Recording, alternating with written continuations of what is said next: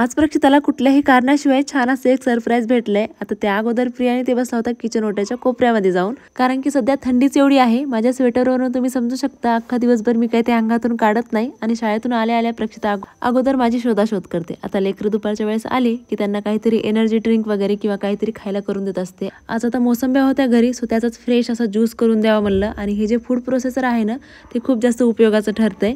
तर मीही असं काही करत असताना लेकरांना मध्ये मध्ये करायची खूप जास्त सवय आहे। स्पेशली प्रियांला अशा गोष्टी करायला खूप जास्त आवडतात, काहीतरी वेगळं। आणि छान असं ज्यूस जे आहे ते बनवून तयार होतं, दोघांना पण दिलं।